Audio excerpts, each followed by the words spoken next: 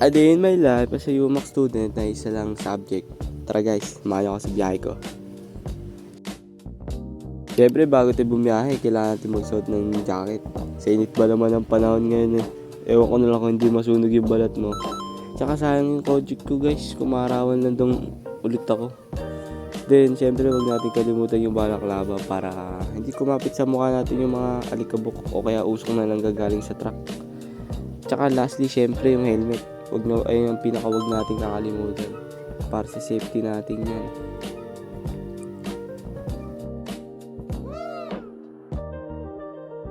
Bago tayo umalis, syempre, painitin muna natin yung makina ng motor para smooth lang yung takbo habang nasa biyahe. Syempre, wag na rin natin kalimutan yung pag-check ng tire pressure at tsaka side mirror para safe na safe at smooth lang ang biyahe natin. Tara, alis na tayo guys.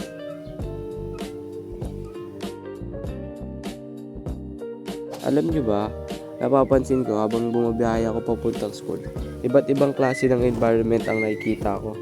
May magulo, may mausok, traffic at puro basura. Meron din namang parte na maaliwalas, tahimik at hindi crowded.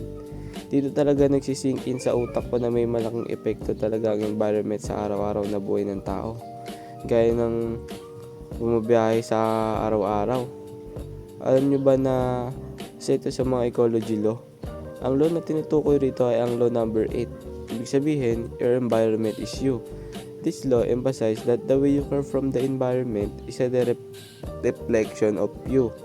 At bilang isang responsabling mamamayan, meron akong responsibility na tumulong sa pag-maintain ng good environment tulad na lang ng hindi pagtapon ng basura kung saan-saan o kaya naman sa pag-aalaga ng maayos sa motor ko para hindi nakakadagdag pa sa usok. Ito guys, kakarating ko lang sa UMAC. On the way tayo ngayon sa Oval para sa P natin today.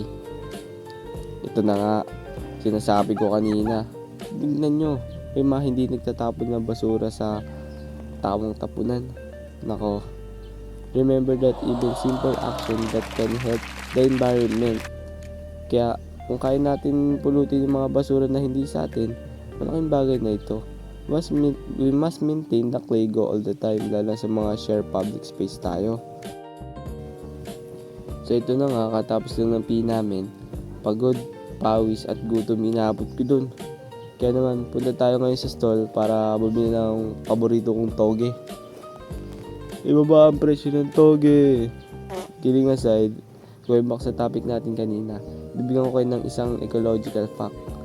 Alam nyo ba na ayon sa environmental studies, ang urban pollution ay maaaring maging resulta sa pagdami ng sakit sa paghinga tulad ng hika at palaging pag-ubo, lalo sa mga lugar na matindi ang traffic tulad sa Maynila. Nakapektuhan nito hindi lamang ang matatanda kung hindi na rin lalo na mga bata na araw-araw exposed dito. Kaya mahalaga na mamili tayo ng conscious habits na hindi nakakadag sa environmental issues tulad ng polusyon. After namin kumain, uwian na. Sana may natutunan kayo sa akin kahit papaano. Na-enjoy kong ipakita sa inyo ang mga ganap ko ngayong araw at na simpleng pag-spread ng awareness. Basta lagi lang tingtandaan na your environment is you. Kung paano natin tatuhin ang kapaligiran, ay ganun din tayo tatuhin to.